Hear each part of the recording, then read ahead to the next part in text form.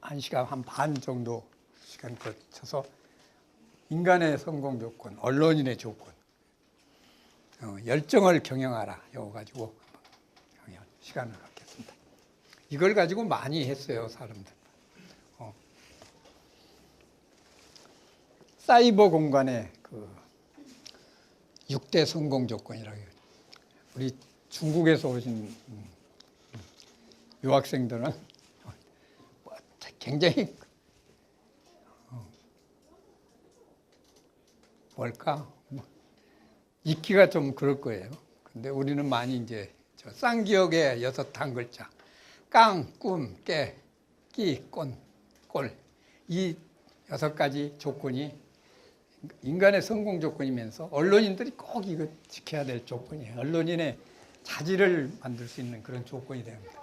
자, 첫 번째 깡, 인줄렌스, 깡다구, 오기와 악착, 그리고 초지일관, 인내심을 갖고 밀고 나가는 힘입니다. 열정입니다. 패션, 열정.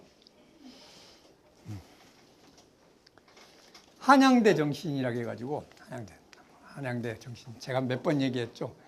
악바리 정신이다. 한양대 정신. 지난번에 그 한대 신문에서 뭐 대서특필해가지고 한 면을 전체 이제 뭐 제가 뭘 쓴 거야 안 했는데 거기서 깡다구를 이어받을 한양대 후배들에게 이런 글을 하나 썼어요. 읽어본 사람 있어요? 읽어본 사람 없어? 신문에 한대 신문 안 보는구나. 박정희 전 대통령은 건설 현장을 직접 찾아가 독려하고 격려한 것으로 유명하다. 박 대통령은 경부고속도로 건설 현장, 포항제철 건설 현장 등 건설 현장을 두루 방문하고 한 가지 사실을 발견했다고 한다. 현장 곳곳의 인력들이 한양공대 출신이라는 것이다. 그 당시 박 대통령이 했던 건설 현장은 모두 한양대판이구먼 이라는 말은 한양의 저력을 보여준다. 진짜 그랬어요. 1970년대 초에서 80년대 초까지 거의 모든 건설 현장, 거의 공대 출신들이에요. 공대 자체가 건설, 건축과 무슨 토목과 이런 것들이 다 건설 현장이잖아요. 그래서 거의가 한양대생들로, 한양대 출신들로 또 학생 수도 유난히 많았습니다. 그래서 졸업생들이 굉장히 많아가지고 그래서 한양대 우리가 봤을 때 한양대, 서울대는 이렇게 보면 좀 이상하죠. 천재성이랄까 공부 잘하고 뭐 천재성이 있다고 생각하고 연고대는 전통성이랄까 전통 완전히 전통성이죠. 근데 강단 있고 볕장이 두둑한 그런 악착은 역시 한양대생. 그래서 지금도 그렇지만 옛날부터 CEO들이 사장들이 가장 좋아하는 대학 1위가 한양대생입니다. 왜? 악바리.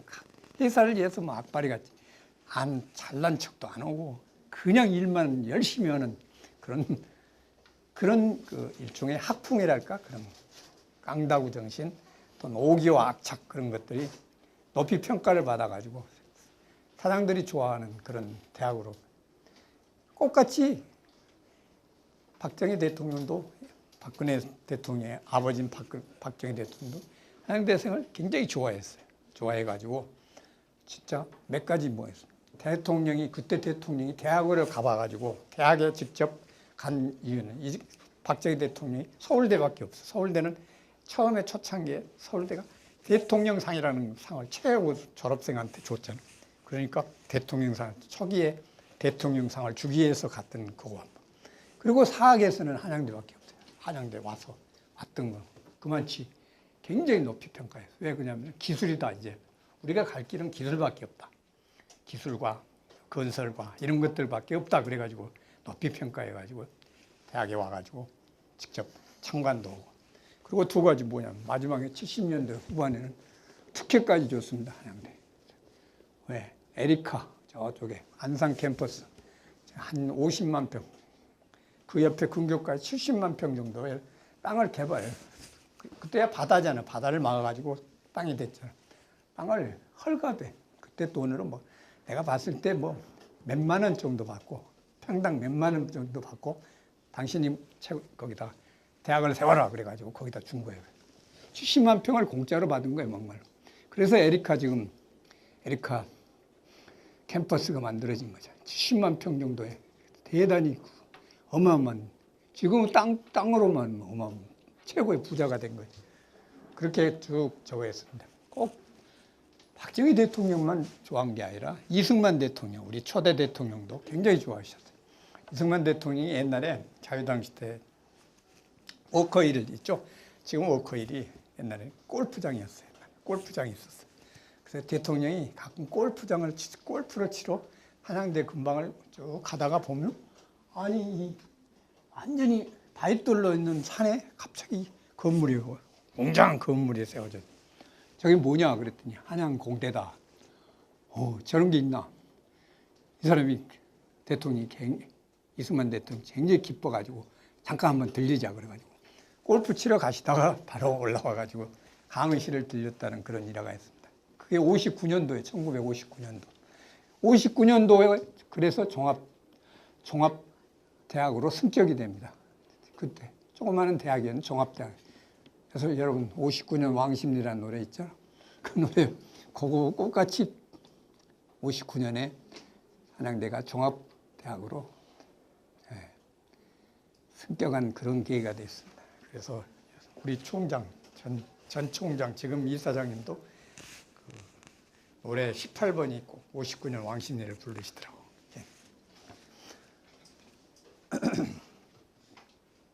그래서 보면은 참 재밌던 게 현대건설이 뭐냐면 고속도로, 경부고속도로를 다 그 고속도로를 건설하면서 현대건설도 자주 갔죠.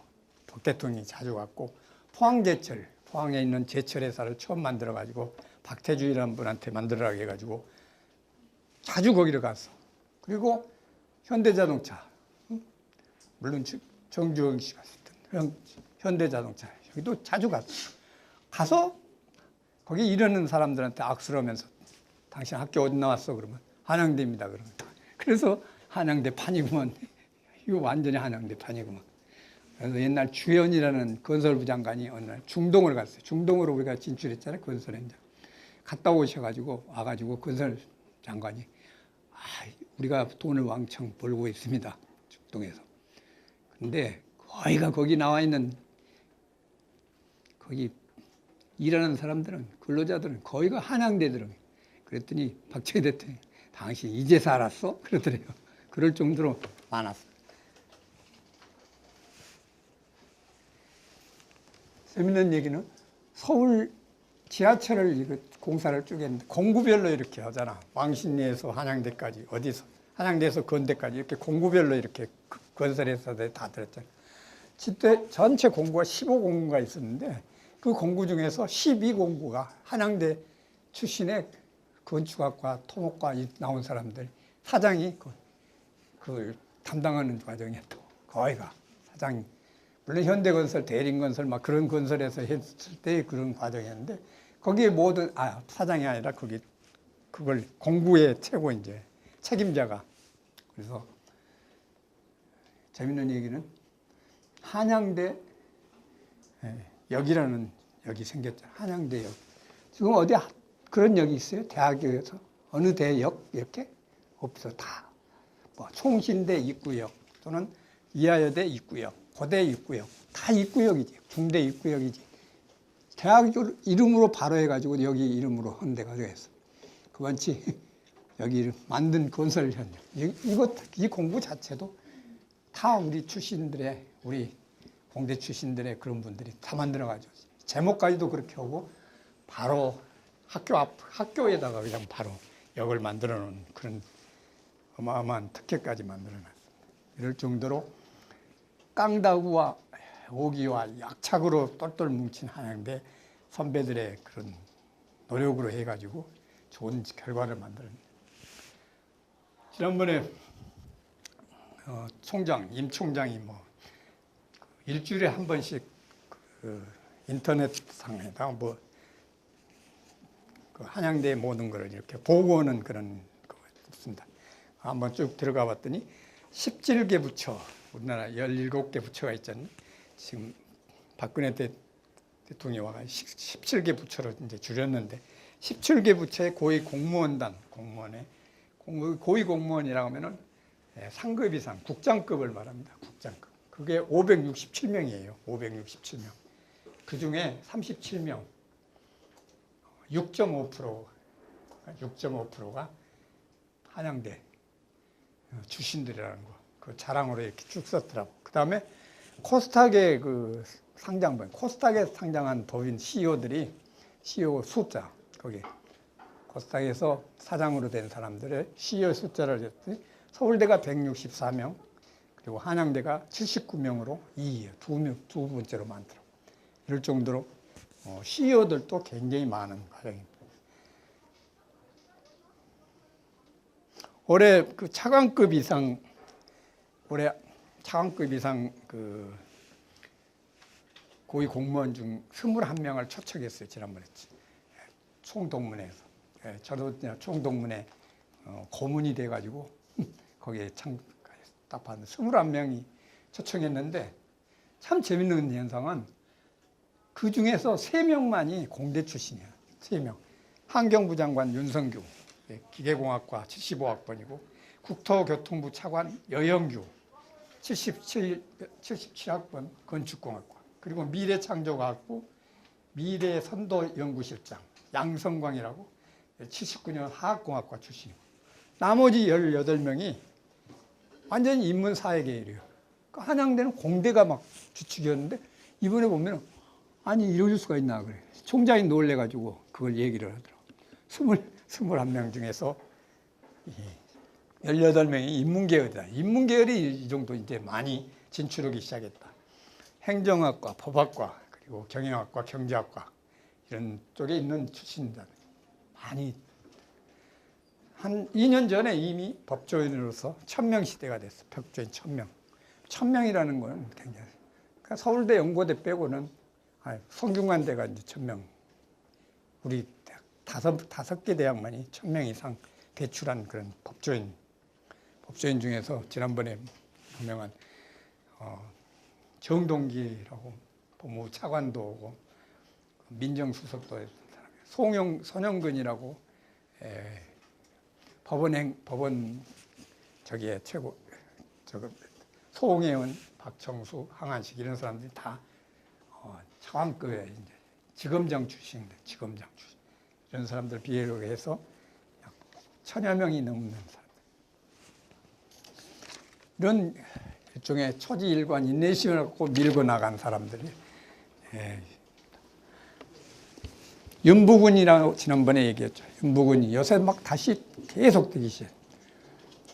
얼마 전에 신문 보니까 세계 제일 비싼 그 명품만 진열하는 그 영국의 런던에 어떤 백화점이 있는데 그 백화점에 삼성이 처음으로 입장을 해서 안으로 들어갔다고. 그 들어가기가 명품들밖에 못 들어가는 삼성이 들어가서 가지고 거기서 윤봉이라는 분이 연설을 했어요. 처음으로 모든 주방기구면 세탁기부터 뭐 여러 가지 있잖아요. 주방기구 거기에 세탁기, 뭐 냉장고, 모든 텔레비전도 그 안으로 다 들어가는 기기에 5개 부문에 세계 1위를 하겠다. 지금은 3개 부문인가 4개 부문이 3개 부문인가 1위잖아 세계 삼성이. 그 윤복은 씨는 한양대 전자공학과를 나왔습니다. 전자공학과 나와가지고 지금은 삼성전자 그러니까 주방기기 부문 부문장이라고 해가지고 어떻게 보면 부문장 하면은 별거 아닌 것 같지만은 사실은 부회장이나 다름없는 그런 직책이에요. 윤복은 전자공학과 나왔는데 참 재밌는 얘기를 이분이 합니다. 실패와 좌절은 항상 도사리고 있다. 그러나 쫄지 말고 열정을 갖고 밀고 나가면 꿈은 분명 이루어진다. 이 말이 여러분들한테도 좋은 저희가 돼요. 참 이분도 여러 가지 자기 자신을 쭉 얘기를 했는데 재능도 부족하고 환경이 열악해서 학맥이 없어, 학맥. 왜요? 어디냐, 울릉도에서 중학교를 나왔어요. 울릉도에서 중학교 나왔으니 몇 사람이나 있겠어, 학맥이 뭐가 되겠어. 밀어줄 사람도 없어. 울릉도에 누가 있겠습니까? 자기 밀어줄 사람. 늘 생각에 잘 안 풀리는 그런 거예요. 그래서 내가 생각해도 난 참 안 핀다. 내 미래는 없다. 이렇게 생각했대요. 고등학교도 울릉도에서 중학교 마치고 고등학교, 보통 경북고등학교, 경상북도니까 경북고등학교 시험 쳤잖아. 근데 낙방했어요. 의대에 가고 싶었지만 의대에도 낙방했어. 대학을 또. 그래서 재수할 수 없어가지고, 그때는 재수 없으면 후기였습니다, 한양대가. 그래서 한양대 공대를 택했습니다. 근데 삼성전자를 입사해가지고 통신 분야에 일을 했는데, 통신 분야에서 일을 했는데, 통신 분야에 별로 안 좋잖아. 근데 뒤에 늦게서 텔레비전 쪽에 이제 그쪽으로 좀 가고 싶어가지고 했더니 어디로 가냐면 미국 수출도 아닌 TV. 그러니까 유럽식 파일 방식을 만드는 텔레비전. 그 개발 맡았어요. 개발 맡았어요. 굉장히 비인기 부서입니다. 그래서 사표를 내려고 딱 했더니 인사 담당 이사가 만류를 해가지고 눌러 앉았대요. 개발팀 부장으로 독일 오고 영국 근무를 계속 찾았고 99년에 임원이 됐지만 승진은 됐지만 임원이 돼가지고 동기 중에서 제일 꼴찌였대요. 그런데 2006년 처음으로 보르도 TV를 탄생시켜가지고 삼성 TV가 세계 1위의 자리에 오른 거예요. 지금 8년 동안 계속 1위. 매출의 1위를. 2009년에는 글로벌 위기 때 LED TV를 또 내놓아가지고 대성공했습니다. 작년에는 TV, 스마트 TV라고 해요. 8000 시리즈라고 해요. HD TV. 이번에 보니까 독일에서 지금 저거 하는 HD TV의 새로운 적을 굴곡형으로 이번에 세계 최초로 또 만들었더라고요. 어저께 발표해가지고 막 세계가 놀랐는데 어떻게 텔레비가 구부러져가지고 그러면서 3D가 다 완전히 되고 HD TV를 처음으로 만들었어요.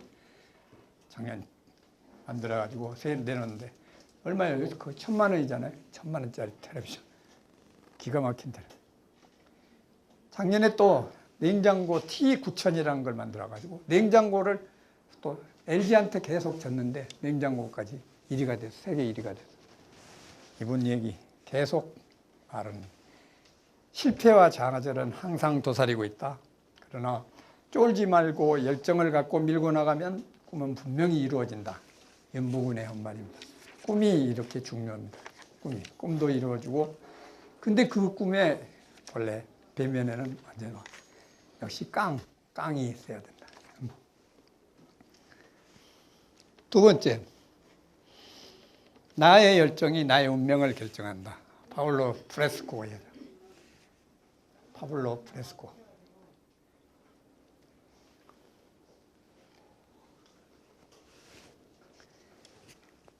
프레스코는 누구냐면은 GE, 제너럴 일렉트릭이라고 GE라고 에디슨이 처음으로 전자회사를 만들었죠. 그 전신이에요. 에디슨이 만든 회사가 GE입니다. 그 유명한 GE는 2000년대 초에 세계 제1위 기업이었어요. 지금은 7위가 됐다. 7위. 1위가 뭐냐면 세계 브랜드 가치 순위 1위는 애플이고 2위가 구글이고 3위가 마이크로소프트, 4위가 IBM, 그리고 5위가 월마트, 6위가 삼성, 7위가 GE고 GE로 그렇게 됐지만 옛날에 최고였어요. 이 프레스코가 이런 얘기, 나의 열정이 나의 운명을 결정한다. 나의 끈질긴 힘이 열정, 끈기가 운명을 좌우한다. 재밌는 얘기가 프레스코가 재밌는 우리 연관된 게 있는데 이건희 회장한테 이채욱이라는 사람을 옛날에 발탁했는데 이채욱이를 지코리어 사장으로 자기가 쓸 테니까 삼성에서 좀 빼달라 그랬어. 이채욱이 유명한 사람이죠. 이 사람 처음으로 어떤 사람이냐, 삼성의 이채욱은 얼마 전까지 공항공사 사장을 하면서 세계 공항 그 최고의 공항이라고 해가지고 8년 동안 7년이구나. 7년 동안 연속 공항 세계 최고의 공항상을 받은 사람. 그 이채욱입니다. 공항공사 사장했던 이채욱이를 빼달라고 해가지고 그런 사람입니다. 그래서 지코리아 사장으로 발탁한 그런 사람. 이 사람이 유명한 얘기. 나의 열정이 나의 운명을 결정한다. 이채욱이라는 사람도 똑같이 그런 사람을 벌써 발굴할 정도, 발탁할 정도의 그런 분이니까. 이채욱도 대단한 사람이어가지고 공항공사를 그렇게 만드는 세계적인 공항공사를 만든 사람이죠. 얼마 전에 박근혜 대통령이 대통령 되자마자 올 11월 달까지가 만기인데 지난 1월에 사표를 내고 나갔어. 딴 사람한테 나가가지고 얼마 전에 보니까 대한통운 옛날에 대한통운을 CJ가 인수했잖아. CJ 통운 대표이사 그걸로 갔더라고. 이런 유명한 사람의 열정, 그분들의 열정이 나의 열정이 나의 운명을 결정한다.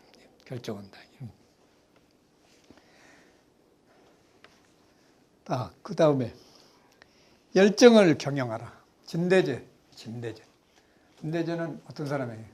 경상북도 의령 출신인데 서울대 전기전자공학과 나와가지고 국비 유학생으로 MIT에 들어갔다가 스탠포드 대학에서 전자공학 박사를 받았어요. 그래서 IBM에 취직이 됐어요. IBM에 취직해가지고 쭉 여러 가지를 막 개발하고 이렇게 하고 있는데 일본 반도체가 막 세계를 석권하고 있어요. 그때 삼성에서 와라 그랬더니 일본 반도체, 일본을 좀 이겨야 되겠다 그래가지고 삼성으로 왔어. 삼성전자 디지털 미디어 총괄 사장으로 돼가지고 왔어.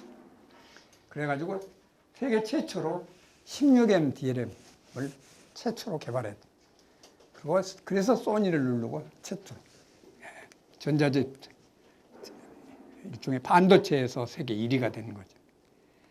그래서 별명이 미스터 칩, IT의 카우보이 이런 막 추진력과 판단력, 이기 관리 능력이 대단해가지고 그런 이제 일종의 닉네임을 받았어요.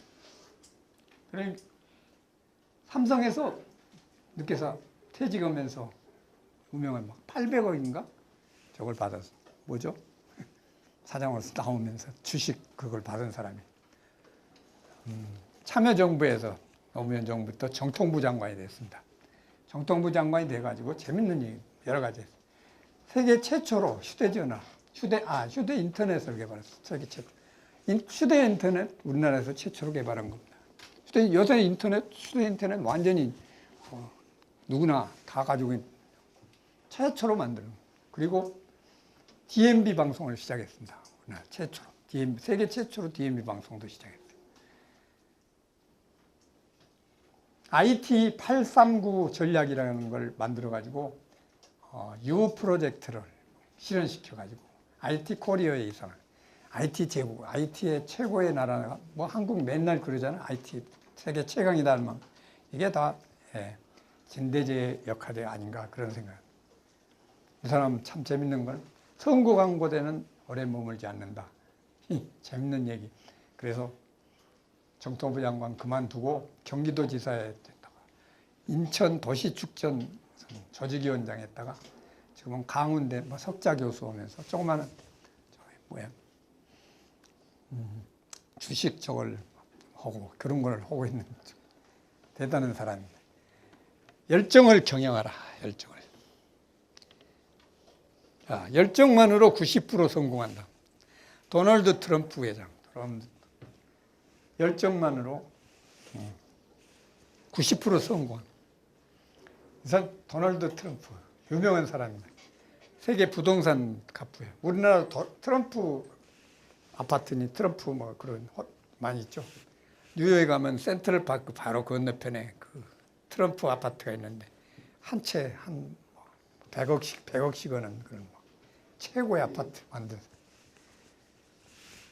뉴욕의 그 코스도어르 호텔이라는 형편없는 호텔을 부숴가지고 하얏트 그랜드 호텔로 개조해가지고 돈방 속에 알립니다.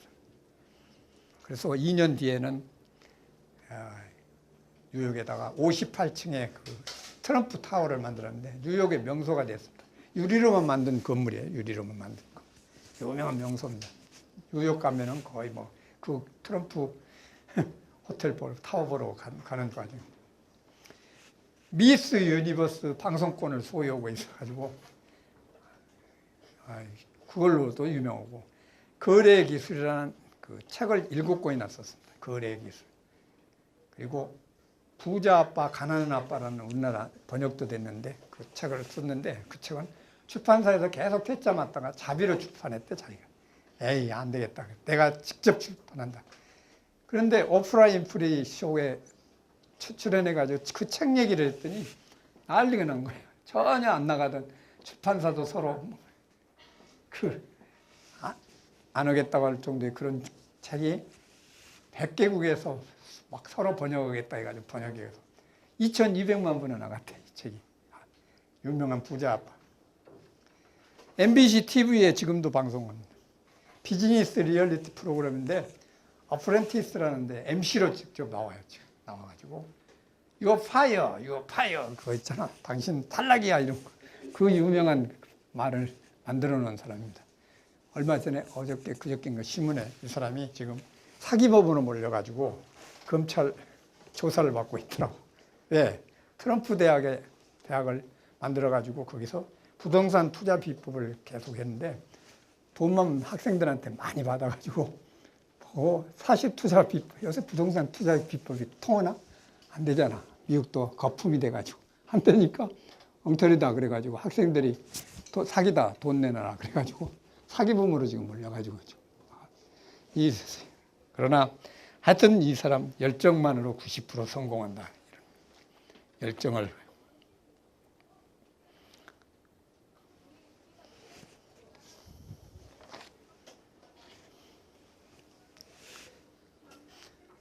자, 짱다구에 대한 얘기로 한번 해서 친환경 문제에 대한 집념. 제 작품을 한번 얘기할게요. 물방울 여행이라는 걸 처음 만들었는데 물방울이 비로 이제 처음으로 하늘에서 뚝 떨어져 가지고 비가 되잖아. 비에서 떨어져 가지고 물방울이 되잖아.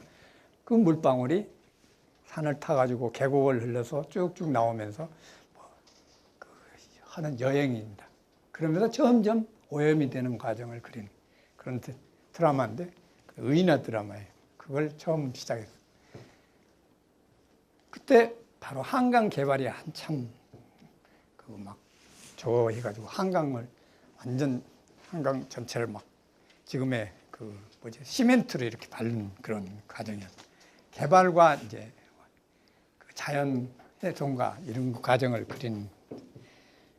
그 다음에 물 분노하다라는 작품으로 1983년 에이뷰 대상을 받았는데 에이뷰라는 게 어제는 아시아 태평양 연안국가 60개국에 223개 방송국이 가입한 그런 거기에서 1년에 한 번씩 에이뷰 대상이라는 걸 만들어가지고 텔레비전 부분, 라디오 부분 두 개 부분에 시상을 하고 있습니다.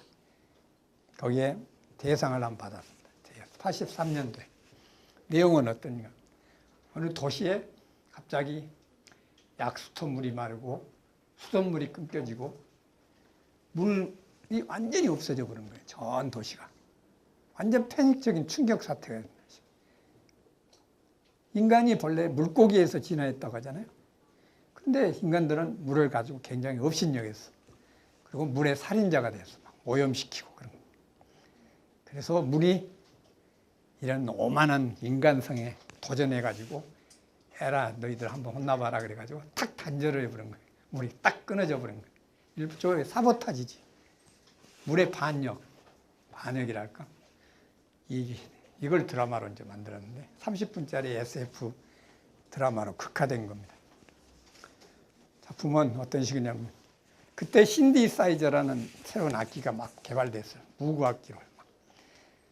그래 신디사이저나 무구 악기에 피아노를 입혀가지고 피아노를 딱 입혀서 물에 청량감 있는 물소리를 이렇게 만들고, 또 올개는 좀 두둑한 소리잖아. 무겁고 어두운 그런, 거기에다가 이런 피아노를 막 올개를 입혀가지고 무각그에, 신디사이저 무각그에다가 해서 더러운 물을 표현해서, 물의 분노는 그 팝콘이라는 그 유명한 곡 있잖아. 그것 같이 텅텅텅텅 튀는 그런 것들, 분노를 이렇게 만들어. 물방울 음악을 일종의 창출했달까 그렇게. 그리고 속도 변화기를 만들어, 속도 변화기를 활용해서 이 녹음에서 이렇게 속도 변화기를 활용해가지고 스르르 하고 스르르 이렇게 죽어가는 물이 죽어갈 때 스르르 죽어가지 뚝 떨어지는 않잖아. 스르르 죽어가는 거를 슬로 오디오라 해. 그러니까 슬로 비디오는 있는데 슬로 오디오는 없는 거 아니잖아. 슬로 오디오도 있잖아. 그래서 속도를 변화시켜, 최초로 속도를 한번 변화시켜 보니까 스르르 물이 하면서 스르르 죽는 그게 나타나더라고. 속도 변화. 슬로 오디오를 도입해서 물을 죽어가는 걸 그렇게 상징화시키고 그렇게 했습니다. 그래서 그런 걸 만들어서 이제 드라마를 만드는데, 그때 ABU에서는 소리예술로 승화시킨 능부신 작품이다. 그래가지고 찬사를 받았습니다. 그때 왜 이렇게 환경 문제에 대해서 뭐를 했냐. 당시 해외나 국내 환경이 완전히 환경 문제에 굉장히 됐어요. 일본에서는 유명한 미나마타병이라는 방법은 이따이따이병, 아파하는 이따이따이병이 수질 오염으로 해가지고 막 계속 사람들이 막 죽어가기도 하고 막 그런 병이 막 굉장히 창궐할 때 했습니다. 1962년에 침묵의 봄이라는 것이죠. 침묵의 봄이라는 환경에 유명한 최고 고전이죠. 갑자기 지구상에 벌들이 모든 것들이 없어져 버리는 그런 과정. 침묵의 봄. 그게 출간돼 가지고 센세이션을. 1970년대 지구의 날이 제정됐습니다. 그리고 1972년도에 환경학자들이 모임인 로마 클럽이 처음으로 결성됐어. 그리고 1983년 이해에 제가 활동 그해 서독 녹색당이 26명이나 당선됐어. 환경을 또 우리는 녹색당이다. 아무 이짐도 없다. 환경을 가장 중요시한다는 게 26명이 당선이 됐어. 녹색당. 환경이 세계의 하도가 된 거예요. 그때.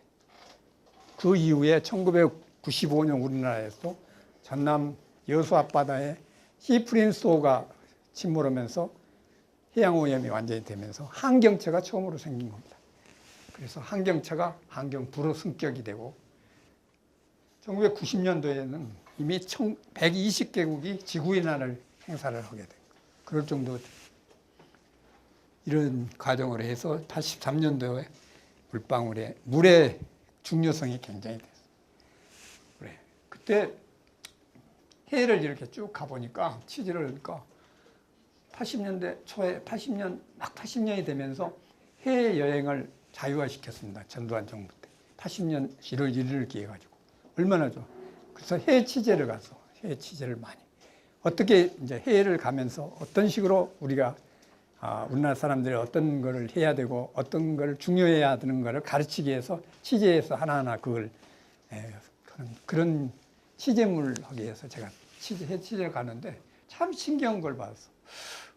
물을 사 먹는 거야. 80년 초에 거기를 갔는데 해외로 미국이나 영국이니 뭐 여기를 가면 다 물을 사 먹는 거야. 야, 이 흐른 거를 물을 세상에 사 먹다니. 근데 가만히 생각하니까 이거 우리나라도 금방 이럴지 모른다. 이렇게 생각했어. 물 문제가 큰 문제다. 그래서 이 프로그램 만들어진 과정이 됐는데 지금은 뭐 물 사 먹는 게 뭐 너무 당연한 거잖아. 80년대 초까지만 물을 사 먹는다면 야, 그 웃기는 나라다. 다 그랬어. 우리나라 사람들도. 물을 무슨 사 먹냐. 우리 그 흔해 빠진 물을. 이런 식으로 생각했던 거예요. 1993년도에도 이런 프로그램을 하나 만들었습니다. 산성비와 항사.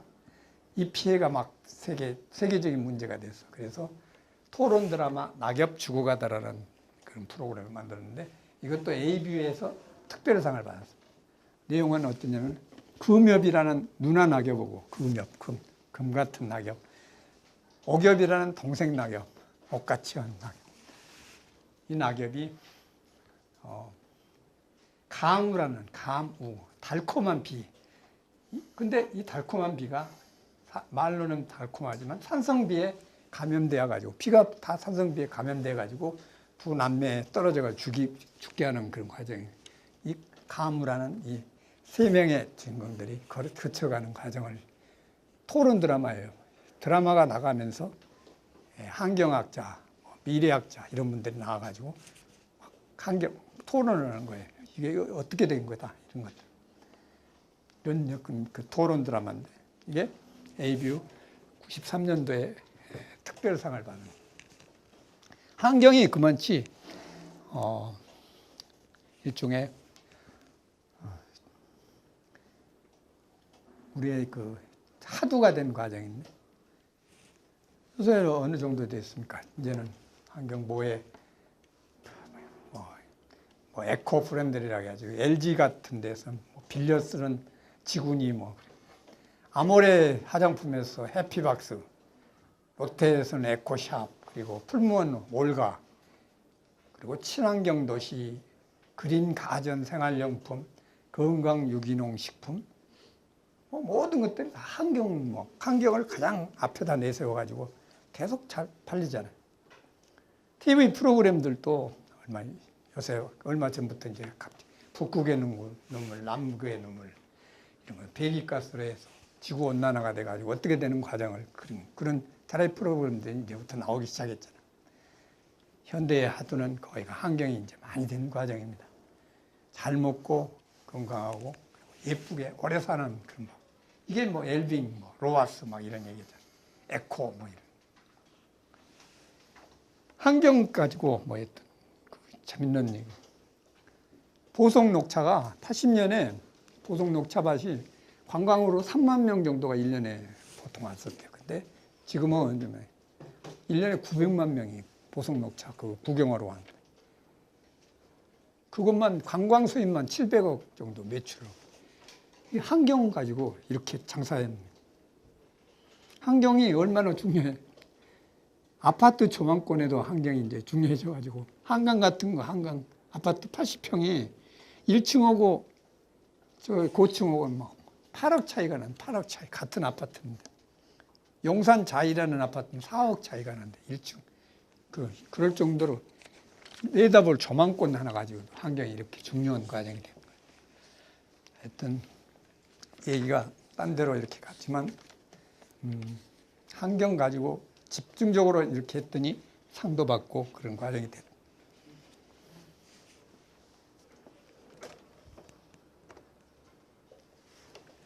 자, 두 번째, 꿈을 가져라. 미래 비전.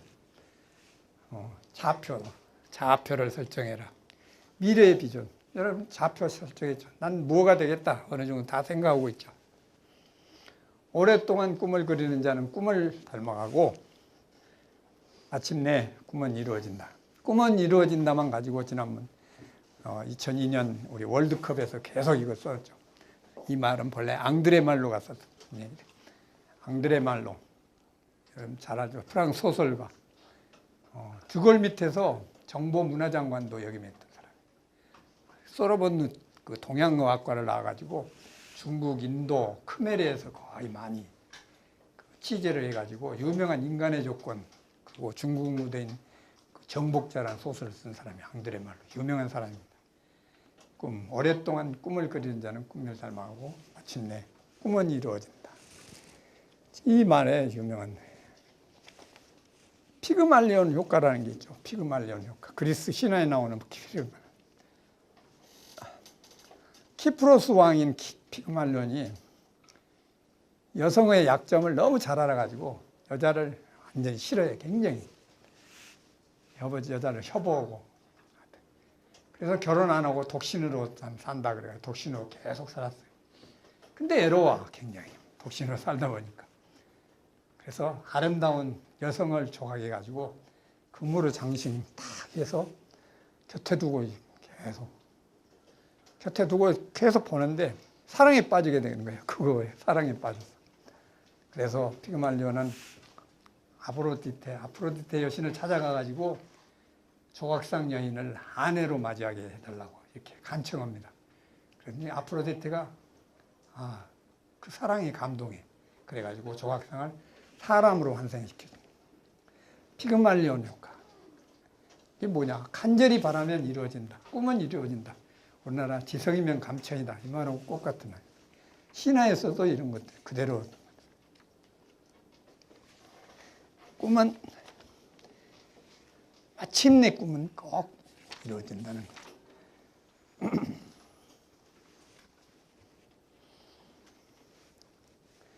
PD 조건에서 PD의 조건이 있어. 이게 또 이런 것도 좋아요. 시옷으로 시작한 세 가지. 시옷. 상상력, 그 다음에 순발력, 설득력. 이게 프로듀서의 조건입니다. 근데 요새는 치읓으로 시작하는 세 가지를 맺혔다. 치읓으로. 창의력, 두 번째 추진력, 그리고 세 번째 친화력. 이렇게. PD 조건. 그러니까 전근대적인 그 아날로그 사고방식에서 완전 탈출해가지고 창의력과 상상력을 발휘하는 겁니다. 제가 상상력을 발휘해가지고 옛날에 이제 돈이 소리로 이렇게 말했다는 그 옛날 그 디스크 자키가 하나 있었는데 그게 제 이제 일종의 PD가 된 일종의 프로그램입니다. 한대방송국에서 PD를 하고 있었는데 그때는 대학방송 경연대회인가 있었어요. TBC, MBC 그리고 동아방송이라고 동아일보에서 한 동아방송 이 세 군데에서 대학방송 경연대회가 다 있었어요. 거기에 제가 출품했어. 돈이 소리로 이렇게 말했다. 돈의 노래들 많잖아요. 돈을 노래로 한 거. 우리나라 좀 유명한 노래, 12냥짜리 인생이니 엽전 10단냥이니 뭐 이런 노래들. 미국의 뭐 그린백 달러 그리고 유명한 그 머니 이런 것들. 동서양 돈 노래를 인생과 사료하고 매치시켜가지고 이렇게 쭉 한 디스크 자키 쪽으로 해가지고 최우수상을 받았어. 디스크 자키 부분 최우수상. 그래서 TBC라는 지금 JTBC의 전신 TBC 중앙일보가 그 방송국을 경영하고 있었는데 텔레비전과 라디오를 경영했어요. 그 TBC의 PD로 시험을 보러 갔습니다. 시험을 갔는데 그때 1972년도에 해가지고 제 2차 유류 쇼크가 있었어요. 2차 쇼크. 어마어마했어. 취직난이 어마어마해가지고 PD 부분만 1,700명이 응시했어요. PD. 성균관대학교에서 시험을 봤는데 1,700명 정도. 거기에 된 과정이 된 게 어떻게 된 거냐면 이 돈이 소리로 이렇게 말했다는 그것 때문에. 그때 어떻게 실무진 이제 면접을 끝내고 필기시험에 어떻게 40명 안에 들어갔어. 다행히.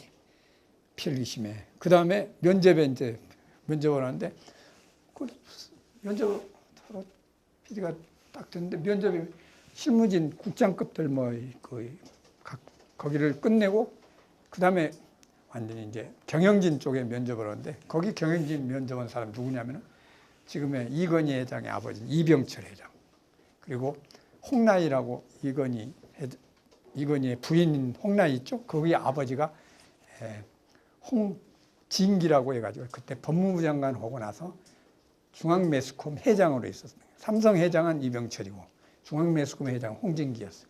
그리고 갓 대학에 2학년인가 다닌 이건희가 대학생이었어요. 그 사람하고 거기에 사주팔자를 보는 사람이 딱 하나 있어요. 4명이서 면접을 보는데 사주팔자 그 사람 누구냐면 백운학이라고 유명한 사람이에요. 사주팔자 1인자.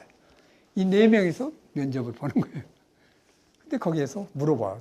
자네는 PD가 되려고 하나. 그래서 이 얘기를 금방 했어요. 이것밖에 합격할 수 있는 방법 없다. 제가 이런 돈의 소리로 이렇게 했는데 돈을 갖고 했더니 이병철 회장이야. 당연히 돈에 대해서 도사잖아. 돈. 빙긋이 웃더라고. 그래가지고 합격이 됐는데 12명 안에 들어간 거예요. 40명 중에 12명. 그래서 거기서 이제 8명이 텔레비전 가고 저는 4명 안에 라디오가 됐습니다. 왜 라디오가 됐냐? 제 최고가 이러니까 텔레비전은 그때는 AD라고 해가지고 TV 애들은 막 완전히 무대 감독이잖아요. 막 이런 것들 저런 카메라 저게 어디 있죠? 어마어마 옛날 카메라 다 들고 뭐 갖다다 이렇게 해야 될 과정이 힘이 붙어. 당신 너는 힘이 너무 없어 보이니까 라디오나 해라 해가지고 라디오로 소위 그랬던 과정이죠. 그래서 PD가 된 과정인데 그 다음에 이거 가지고 방송국에 들어가서 돈의 여행이라는 걸 만들었는데 이게 의인하더라고요. 10원짜리 동전 오고 1,000원, 10,000원짜리 누나 동전이 누나 지폐가 세상을 돌아다니면서 겪는 얘기를 아까 물 얘기하고 비슷한 겪는 얘기. 돈이 있는 겪는 얘기가 얼마나 재밌습니까? 돈을 우습게 보는 사람도 있고 막 신처럼 막 하는 사람도 있고 그런 과정에 그걸 연근 돈의 유통 그리고 돈의 쓰임새 사람들의 태도 이런 거를 인의 드라마로 만들었어요. 그래서 저축추진중앙위원회 대상을 받았어요. 상을 또 그냥 주더라고. 그게 막 상이 그때 돈으로 500만 원이면 큰 돈이었는데 500만 원을 받았어요.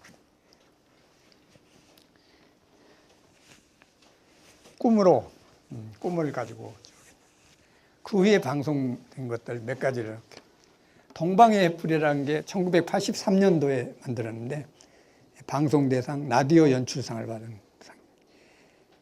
제1교포 청년이 한국문화 답사기인데 제1교포 어떤 애가 일본이 하여튼 최고라는 거를 자기는 조선징이라는 거에 대해서 감추고 그냥 치욕으로 엮고 그런 애가 백제의 옛날 고도인 부여, 공주 여기를 쭉 보면서 모든 일본에 있는 모든 역사물의 뿌리가 백제라는 걸 뒤늦게 안 거야. 자기 조국이었다는 걸 알게 된 거야.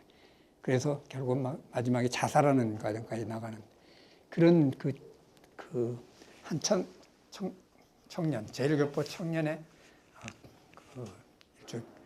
깨우침 같은 거 그런 걸 엮은 드라마인데 그게 동방의 햇불입니다. 이게 방송대상 라디오 연출상 1983년도 93년도에는 방송대상 라디오 드라마 부문 작품상을 받는데 소리의 흔적입니다. 소리의 흔적. 소리가 없어지면서 벌어지는 패닉적인 그런 사태. 이건 어느 국민학교 학생한테 아이디어를 받아. 국민학교 이런 게 있어요. EBU라고 ABU하고 같이 세계의 방송계를 두 개가 있는데 EBU는 유럽 방송연맹입니다. 유럽의 방송 전체 BBC니 뭐니 모든 유럽의 방송들이 합의해가지고 연맹을 만드는데 이쪽에서 우리 ABU 쪽에다가 뭐를 했냐면 소리 글짓기라고 해가지고 소리로 들려줘가지고 글을 짓게 하는 유아용 그런 것들을 한번 하면 안 되냐. 그건 ABU와 EBU가 합해서 세계 전체 어린이들을 위해서 그걸 한번 해보자. 그래서 우리 KBS에 저기 왔어요. 그래서 그럼 좋다. 그럼 너희가 해주라 그랬더니 자기네가 소리를 1분짜리 소리를 보내왔어. 소리를 보내가지고 이걸 들려주고 글을 짓게 만들어라. 그래서 제가 이제 그 담당이 돼가지고 그걸 쭉 들려주는 거예요. 처음에는 이거 아무리 해도 애들이 소리 듣고 글을 짓는 요령을 다 가르쳐 줬는데도 안 와요. 안 되겠다 그래가지고 각 교장 선생님한테 내가 육필 편지를 써서 600군데 중요한 국민학교 600군데에다가 편지를 써가지고 이런 내용으로 이걸 하고 있는데 좀 학교에서 좀 PR해가지고 애들이 많이 좀 참여하도록 하게 해주십시오. 그랬더니 그게 이제 물밀듯이 들어오기 시작해서 하루에 최고 많을 때 뭐 2,000통씩 들어와요. 2,000명이 막 학교에서 이제 너도 나도 쓰게 만든 거지 학교에서. 그게 소리글 짓기. 근데 내용은 어떤 거냐면은 1분 동안 도대체 드르르르르 이상한 소리만 나는 거야. 야, 이상하다. 그래가지고 그 소리를 뭔가 있을 거다. 그래가지고 소리를 거꾸로 돌려봤어. 그랬더니 산속으로 숲을 속으로 막 가는 소리에다가 새소리, 물소리, 이런 소리가 나오는 거. 소리를 거꾸로 들으니까 뚜루뚜루뚜루 소리. 여러분들 한번 해봐요. 뭐 녹음기 해놓고 거꾸로 들으면 그렇게 나오죠. 그거야. 그런데 아, 이걸 눈치채가지고 한 애들. 그걸 어떤 애가 하나 썼는데, 역천동, 지금 서울의 역천동에 무슨 역천초등학교 4학년 애가 한 누구라는 애가 딱 썼는데 너무 재밌는 거예요, 내용. 어떤 내용이냐. 어느 날 온 나라에 온 저기 소리가 없어졌다. 물소리도 없어지고 새소리도 없어지고 기차 소리, 뭔 소리 다 없어졌다. 그래가지고 난리가 났어. 온 동 난리가 가지고 소리를 찾아와. 그래서 소리를 찾아가지고 어느 산속으로 갔더니 소리들이 다 산속 안에 다 웅크리고 앉아가지고 도망 나와가지고 와 있더라. 그래서 소리야 얘 그러니 다시 돌아와줘 이렇게 했더니 소리들이 뭐냐면 야 기차가 꽥 하고 소리쳤습니다.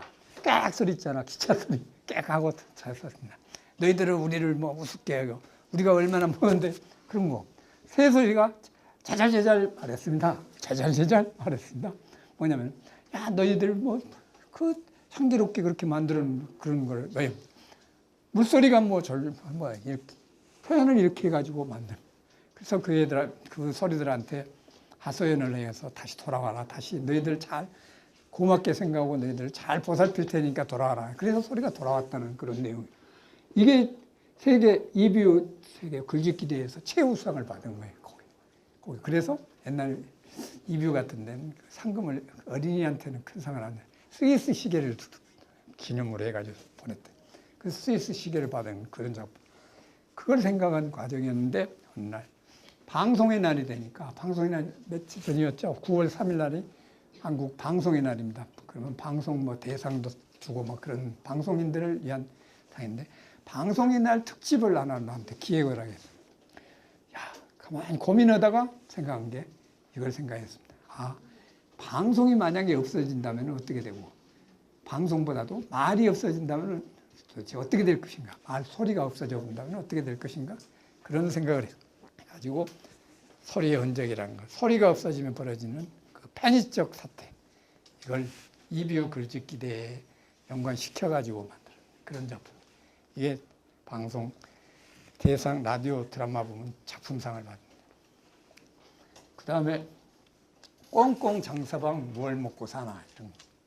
1994년 한국 방송대상 어린이 부문 작품상 받았는데 우리나라 전승 동요 중에서 자장가만 쭉 취재한 다큐멘터리입니다. 자장가들.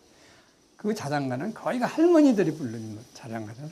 할머니들을 찾아가가지고 할머니들하고 얘기 저 얘기하면서 한번 불러보세요 하면 막 옛날 자장가인데 각 도에 따라서 틀리고 각 세대에 따라서 80대 할머니, 60대 할머니, 90살 넘은 할머니에 따라 다 틀려요. 그리고 이게 거의가 없어져 버려요.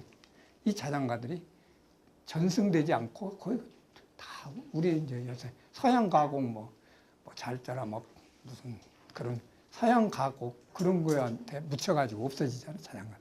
그 자장가들을 쭉 취재해서 만든 게 다큐멘터리 전승. 이게 한국 방송대상 어린이 부문 작품상을 받았습니다. 다음에 1995년도에 동학 농민혁명이라는 것. 1995년이 동학 100주년이 된 1895년에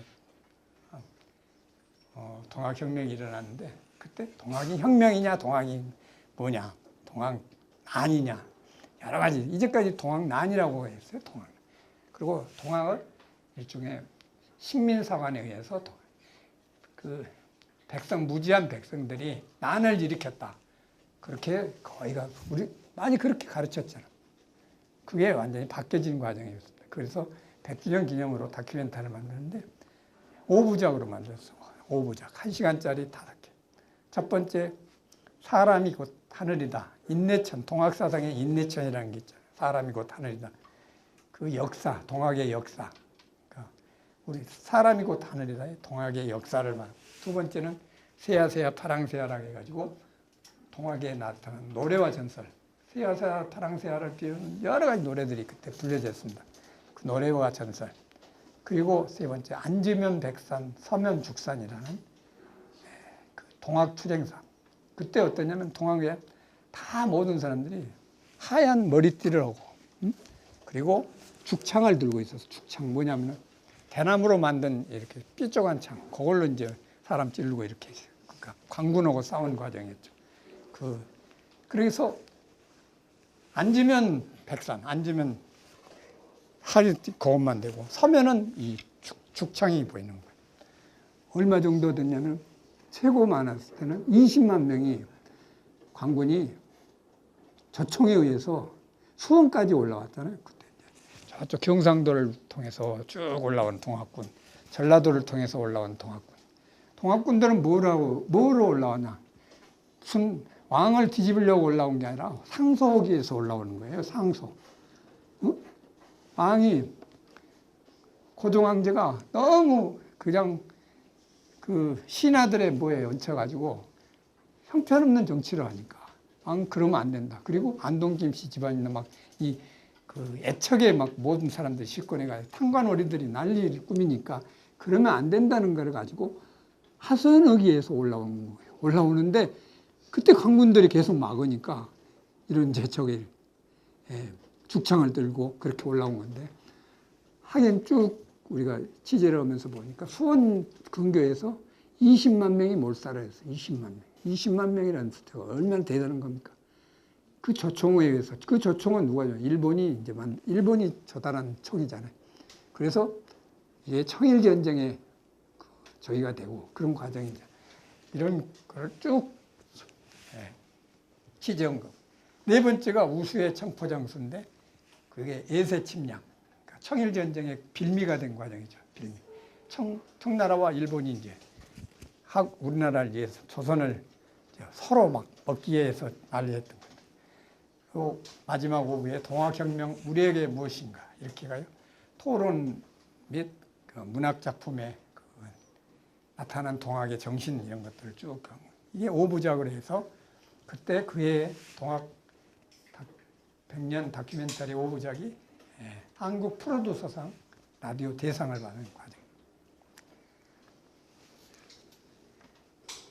그 다음에 제가 했던 잊지 못할 작품이 소리로 엮은 광복 50년, 1995년입니다. 이승만 대통령의 목소리에서 뭐 김구 선생의 목소리, 김구 선생이 처음 모셔가지고 목소리 한 것들 있잖아요. 옛날 자료들. 그 목소리에서, 목소리들만 쭉 엮어요. 그 인서트, 그 녹음으로 했던, 녹음된 자료들이 많아봤자 뭐 10초에서 3, 40초 정도밖에 안 돼요.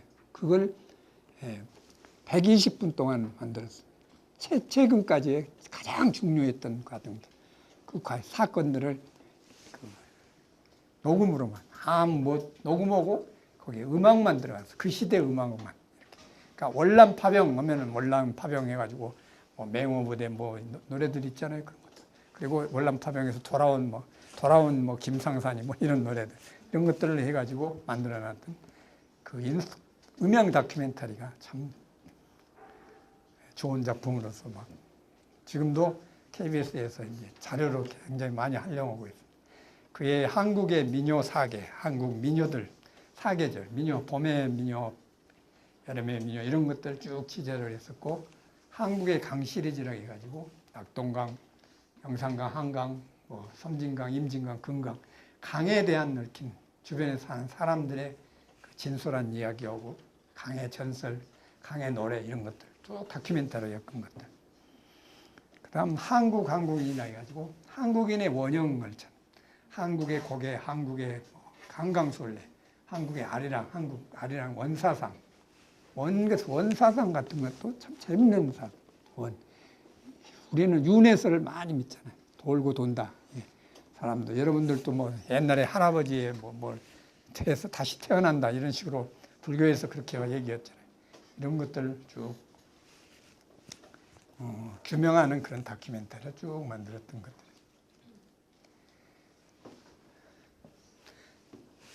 너무 길었나? 화장실 갈 분들은 그냥 갔다 오세요. 그리고 한 30분 동안에 다 끝내버릴게요. 그 다음에 꿈은 인생의 항법잔치다. 꿈은 인생의 항법잔치다. 지난번 손정의라는 사람, 손마사요시 얘기했었지. 손정의라는 사람 어떤 사람이야? 제1교포 3세. 세계 최대 인터넷 포털 그 야후 재팬을 창립했고 일본 그 3위의 이동통신 소프트뱅크 모바일을 운영하는 사람. 세계 유수의 그 IT 기업에다가 절대 20% 이상의 지분을 안 해요. 지분을 완전 보유해가지고 뭘 장악한다 그래서 안 하고 800개의 IT 기업에다가 20%씩 지분을 보유한 사람입니다. 그런 사람입니다. 지난번 일본 지진 피해 복구로 100억 원을 기부한 사람, 우리나라 1,300억 기부했는데 일본에서 아무리 재벌도 1,300억 기부한 사람 없습니다. 그런 정도로 제일교포 3세지만한 그런 걸 이 꿈은 인생의 항법잔치. 그러니까 항법잔치. 이 사람 넌 반드시 뭐든지 할 것이다 이렇게 된다 이렇게 얘기하는 거예요. 이 플라시보 효과라는 게 있죠. 플라시보 효과에서 넌 반드시 될 거야. 꿈은 이루어지고 넌 될 거야 이런 것들. 우리말의 그 이약 효과라고 해서 플라시보 효과라는 거 있죠. 어떤 약을 복용하면서 이 약을 먹으면 낫을 겁니다. 그러면은 그 덕분에 결국은 호전되는 그런 것들이 있습니다. 약이 아니라도 할머니가 이렇게 손자 배를 막 투다듬면서 내 손은 약손이다 이렇게 하면 결국 낫잖아. 이상하게 스르르 낫는. 어릴 때 그런 것들 많이 했죠. 그리고 공부할 때 커피를 많이 마시면 잠이 안 온다. 진짜 잠이 안 오는 거. 넌 반드시 해낼 거야. 믿음과 긍정의 힘. 꿈은 이루어진다. 이것도 마찬가지지만 해낼 거야 하는 그 일종의 플라시보 효과를 일종의 선정이는 계속 그런 얘기를 하고 있습니다.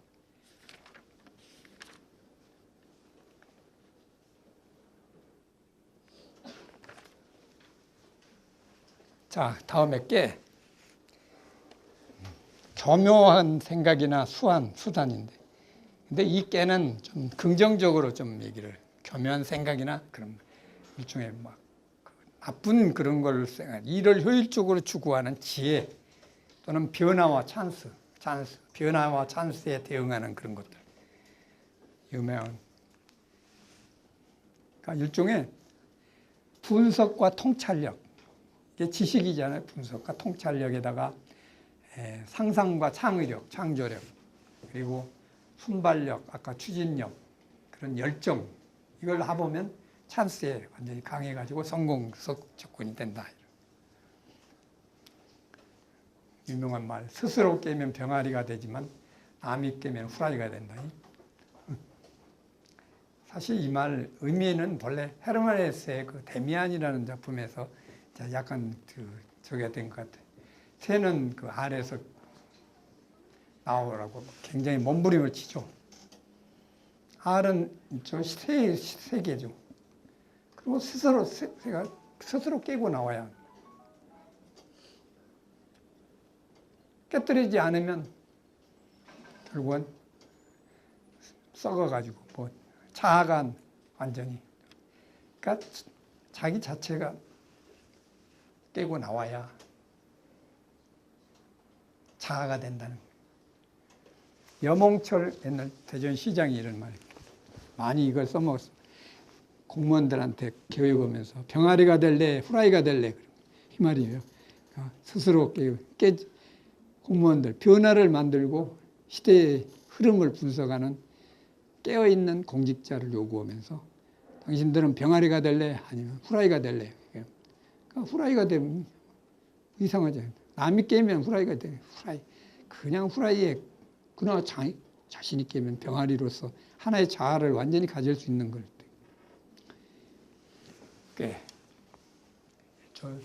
효율적으로 일을 추구하는 그런 지혜랄까 그런 것들.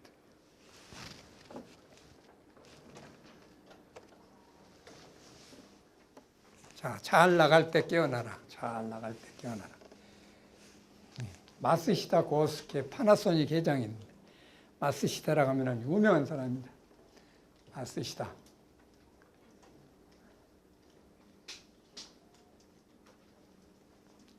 (1980년에) 마쓰시다 위숙을 마스터 정경숙이라는 걸 설립했습니다. 이게 어떤 거냐면 22살부터 35살에 정치 엘리트 산실, 5년 동안 수업을 해가지고 정치인을 배출을 양성한 기관. 이게 어느 정도냐면 지금은 지난번에 노다 요시히코 일본 총리가 일기생인데 이 사람들 비례해서 250명의 그 도지사 참의원을 배출한 그런 유명한 그 의숙이야. 학원이야, 일종의. 정치 학원. 잘 나갈 때 깨어나라. 계속 이 사람. 이분이 참 재밌는 얘기했는데 3가지 은혜로 자기는 태어났다. 가난한 것, 허약한 것, 못 배운 것, 이게 3가지 은혜다. 이렇게. 가난했기에 항상 부지런히 일해야 했고, 허약했기에 90살이 넘도록 겨울에도 냉수마찰을 했으며, 초등학교 4학년을 중퇴했기 때문에 세상 사람들 모두를 스승으로 여기고 배웠다. 이렇게 했더니 지금의 자리에 올라갔다. 유명한 파나소닉을 이제 만들어가지고 세계적인 기업으로 만든 사람입니다. 근데 이 사람이 참 잘못한 게 하나 있어요. 이어령 교수가 1980년대 그 한국인으로 최초 마스히타 의숙 자체를 들어갈 수가 없어요. 자기네는 일본 사람 아니면 한번 딱 들어갔을 때 이어령 교수가 너무 석학이다 보니까 특히 당신 안에 다 안에서만 한번 우리 보여줄 수 있다 그래가지고 딱 했더니 아니 이 고스케 이 회장이 직접 나오셔가지고 가슴을 막 치면서 우리는 죄인입니다, 죄인입니다 그러더니 한 4, 50명이 최고의 그 일본의 엘리트들이 있는 데서 왜 죄인이냐? 조선을 그대로 빼앗긴 게 죄인이라는 거예요. 우리가 잘못해가지고 조선을 빼앗기고 중국을 빼앗기고 모든 걸 빼앗긴 거예요. 대만 빼앗기고 필리핀을 빼앗긴 게 우리가 죄인이라는 거예요. 그대로 통치해야 되는데 우리가 빼앗겨가지고 죄인을 이러고 앉았더라. 그래서 야 이런 무서운 사람이 있구나. 이런 걸 가르치는 게 마스히타 의숙입니다. 정경숙입니다. 지금 보수 정권, 일본의 보수 정권을 완전히 만드는 거가 이 마스히타. 잘 나갈 때 깨어나라가 별로 좋은 건 아닌 것 같아요. 다음에 끼, 자질, 소질, 재능, 에빌리티, 탤런트라고 했는데 탤런트보다 에빌리티가 더 맞는 거예요. 자질, 소질, 재능. 블룸버그 TV가 한국의 실질적 파워 브랜드는 삼성, 현대가 아니고 보아와 소녀시대다. 이런 얘기 했잖아요. 블룸버그 TV에서. 보아의 경제적 가치는 1조 원이고 소녀시대의 경제적 가치는 10조 원이다. 거기에 요즘 싸이의 경제적 가치도 1조 원이 됐다고. 1조 원 시대가. 보아. 왜 소녀시대 이런 거예요. 일종의 자질과 소질, 재능. 이걸 잘 키워놓으면 이렇게 되는 거 아니냐. 보아는 본명이 권보아래.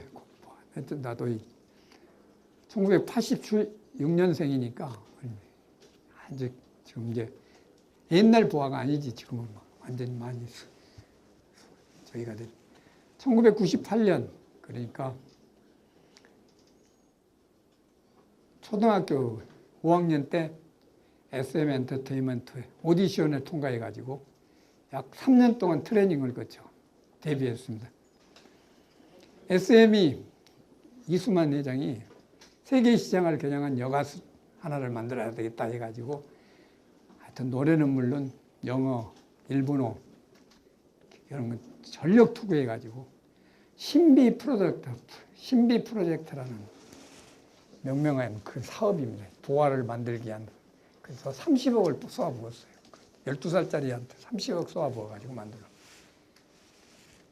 13세에 춤추는 소녀로 처음 아이드 피스 비 이거 처음 발매. 근데 별로 큰 방향을 일으키지 못했어요. 2001년에 일본 ABEX를 통해서 일본에 진출해가지고 첫 음반 Listen to My Heart가 100만 장 이상 팔렸어요. 이때부터 이제 오리콘 앨범 차트 1위 화제가 되기 시작했고 ABEX의 그 요다 다치미 회장은 카리스마와 빼어난 댄스 동작, 가창력을 지녀서 J-팝의 왕 아무로 나미에를 능가할 것이로 평가했대요. 그 후 6장의 그 앨범이 밀리언셀러를 기록해가지고 2,200만 장이 넘는 앨범 판매 기록을.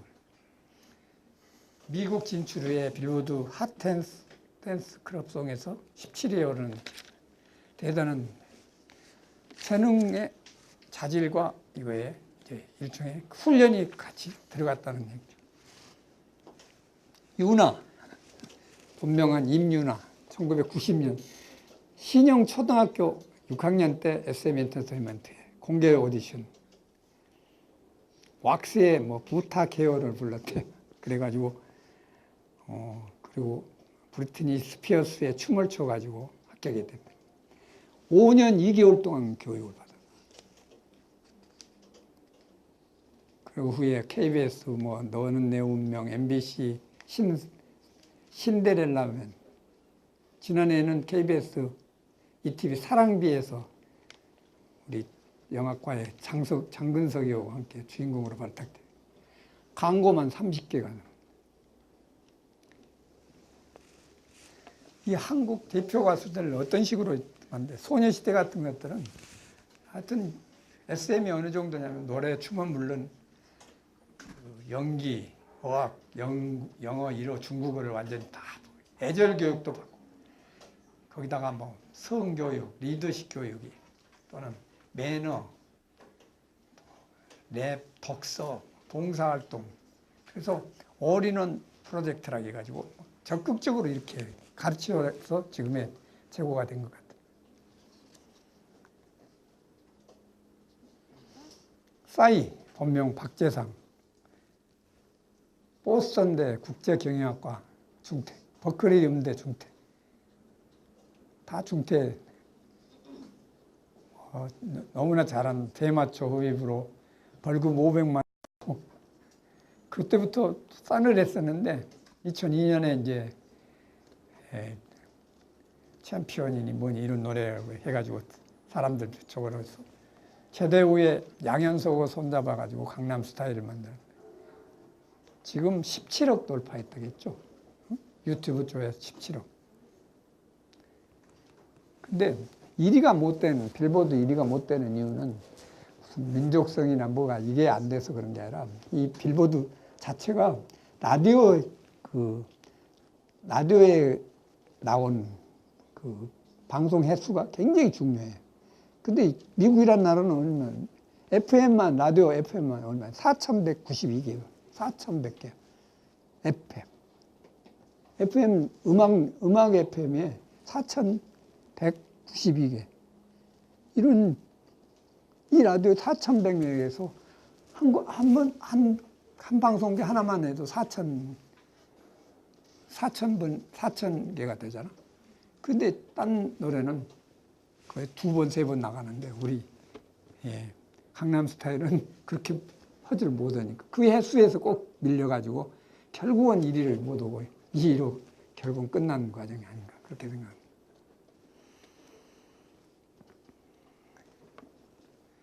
연기에는 절대 천재가 없습니다. 이렇게 만들어야 됩니다. 만들어진 거예요. 가수, 연기자를 겸업하는 사람들 요새 많죠. 다 만들었습니다. 동방신기였다가 지금은 이제 JYJ로 활동 중인 재중이나 유천, 완전 연기자로 더 유명해요. 소녀시대 유나 아까 얘기했죠. 샤이니의 민호, FX의 빅토리아, 크리스탈, 셜리, 뭐 이런 애들 다 이제 연기자들. 슈퍼주니어는 뭐 특히 성민, 동해, 뭐 시원이, 기범이, 규현이 다 연기자로 왔네. 빅뱅의 지드래곤이나 탑 이런 애들. 연기자 수업. 연기를 뭐 계속 배우니까 되는 거예요. 이런 덕분에 한류가 만들어지고 한류가 세계를 제표하는 그런 과정이 된 게 아닌가.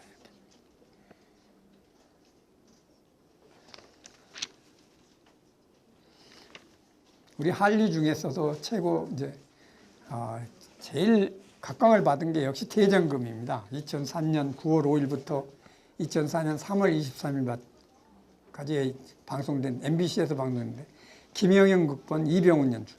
근데 이게 재밌는 게 이병훈이라는 사람도 우리 한양대학교 언론대학원 출신이에요. 그래서 자랑스러운 한양 언론인상도 받았어요. 한양대 출신들이 대장금을 완전히 빛냈어. 이영애 동문과 출신, 이영애가 이제 임면식이라고 거기 나온 거기 연극영화과 출신들. 이 세 명이 사실은 그 대장금에서 제일 중요한 과정이잖아. 이영애 같은 사람. 재밌는 게 1990년에 사실은 CF에서 그 두유 초콜릿인가? 투유 초콜릿인가? 거기서부터 시작해가지고 산소 같은 여자, 광고로 인기예요. 광고 쪽은 우리 특히 한양대 신문학과, 신문방송학과 출신들이 광고를 꽉 잡고 있어. 한국 광고. 광고에 유명한 분들은 다 한양대 출신이었어. 70년대, 80년대 거의 다 광고야. 그래서 그 덕을 톡톡히 봤어요. 광고방이라고 유명한 거기에 사장은 이민규라고 영문학과 저하고 같이 대학방송에서 같이 활동했던 사람인데 이런 사람이 처음 산소 같은 여자 광고 처음 만들어가지고 이영애를 발탁한 과정도 된 거죠. 영영학과 출신들 끼가 있고 그런 사람들 뭐 최불암, 태연실, 남진, 뭐 설경구, 장근석이 진짜 대단한. 보니까 뭐 이정진이, 유호성이, 박시우, 전수경도 대단하더라고. 뮤지컬에 박미선, 지성, 이해숙, 조혜련, 정성경. 그리고 이제 저쪽 안산의 이병헌이, 강동원이는 여기 기계과, 송윤아 문화인류학과, 굉장히 다 뛰었던 사람들이 잘 모아보고 있다.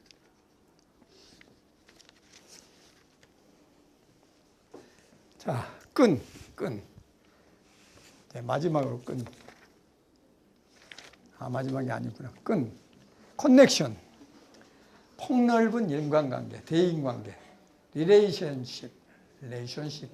좋은 자. 백이나 연출이 될 때. 아까 얘기했던 대한민국의 산업발전의 엔진 역할을 했던 한양대.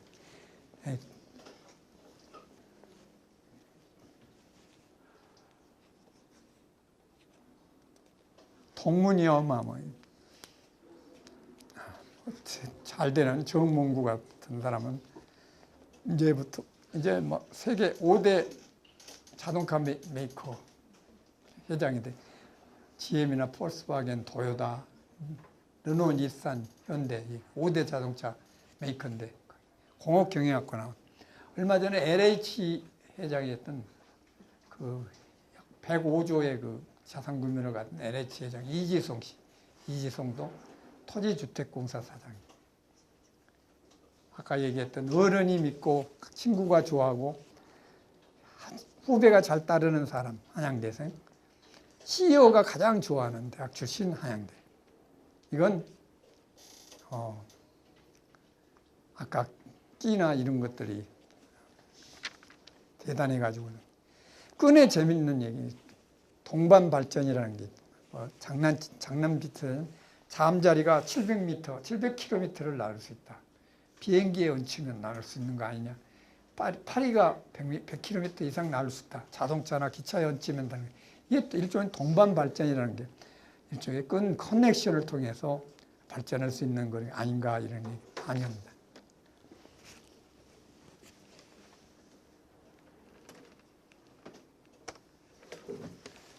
마지막에 꼴. 인격, 품격.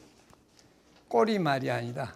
꼴 사납다. 참 이번에 보면은 그런 거 나오죠. 이동욱 헌법재판소장 내정됐다가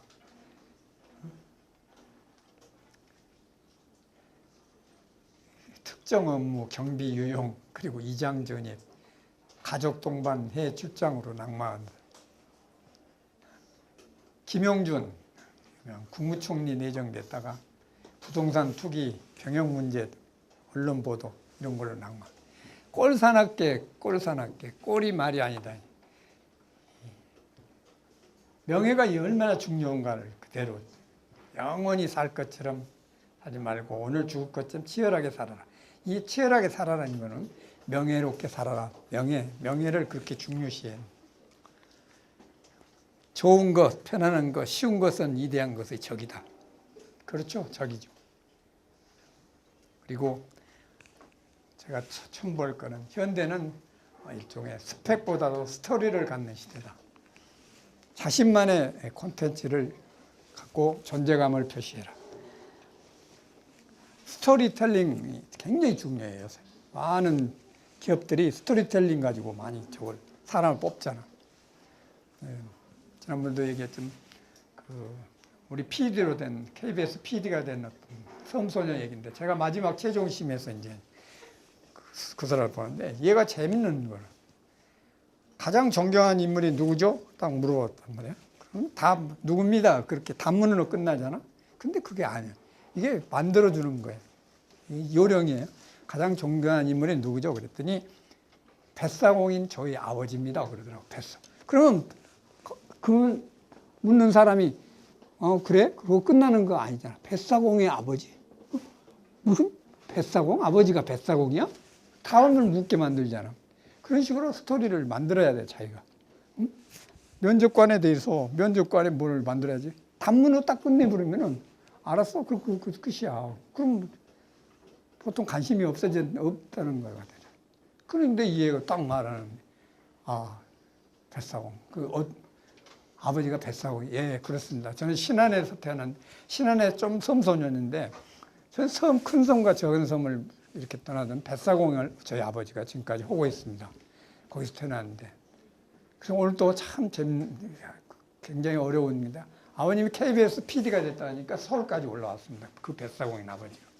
그래가지고 지하철을 타고 KBS까지 왔는데 지하철에서 자리가 나니까 우리 아버지가 오늘은 네가 주인공이다. 앉아라. 그래가지고 끝까지 안 앉고 자기를 앉혀놓고 하는 말이 야, 최종심까지 올라가 KBS PD로 최종심까지 올라왔으면 좀 잘한 거 아니야. 이제 떨어져도 여한이 없지 않냐. 염려 말아라. 자신감 있게 해라. 그렇게 말씀을 했다. 그래서 이렇게 여기까지 올라온 거에 대해서 너무 자신감. 모든 심사위원들이 그거에 대해서 감동하기 시작했어요. 그래서 합격이 된 거예요. 그 후에 잘 만든, 처음에 딱 만든 아이디어를 낸 게 여러분도 지금도 있죠. 비타민이라는 프로그램이 있지, KBS. 그거 처음으로 그 애가 처음 아이디어 내가지고 만들었어요. 한참 그 PD가 돼서 AD가 되면서 PD가 돼가지고 있어요. 지금은 중견 PD가 됐는데 그런 식으로 스펙 가지고 막 내가 뭐 옛날에 뭘 했었고 이런 것보다도 스토리텔링을 만들어 가지고 임해야 된다. 스토리텔링 언제나 그런 것들. 지금 말은 단문으로 끝내지 말고 심사위원이 뭔가를 두 번째 묻게 만드는 의문을 갖게 만드는 거를 해서 자주 자기하고 얘기를 할 수 있는 과정을 만들어라. 그게 제일 중요한 과정이 아닙니다. 자, 지금까지 이제 다 끝냈는데 삼성경제연구소에서 임원급 유료 정보 사이트 세리의 CEO 회원이 있대요. 삼성정보연구소에. 임원급 유료 정보 사이트 세리 CEO라는 그걸 만들어요. 그 회원 549명에게 경영자가 꿈꾸는 후배에게 성공하기 위한 덕목 추천 의뢰를 했는데 이 중에서 지금까지 이걸 의뢰를 했어요. 덕목을. 어떤 게 제일 중요하냐. 1위가 꿈이래, 꿈. 57.7%가 꿈을 택했습니다. 명확한 비전, 목표 설정이 우선된 그런 사람을 자기는 뽑겠다. 두 번째, 깡이다. 24.8%. 끈기와 소신이 있고 인내의 중요성. 인내가 얼마나 중요하다는 거를. 3위가 끼. 자기만의 색깔과 재능, 그걸 펼치는 그런 애를 꼭 뽑겠다. 4위가 끈이야. 4위가 끈. 3.1%. 끈은 뭐냐면 인적 네트워크 활동. 자기도 그래도 그 대학 나왔으니까 그 애를 뽑겠다 이런 점. 5, 6위는 깨와 꼴인데 그 후에 꿈이 얼마나 중요하다는 걸 생각하고 여러분도 꿈을 많이 꾸고 그 꿈을 향해서 열정을 다해서 달려가기 바랍니다. 오늘 여기서 끝낼게요.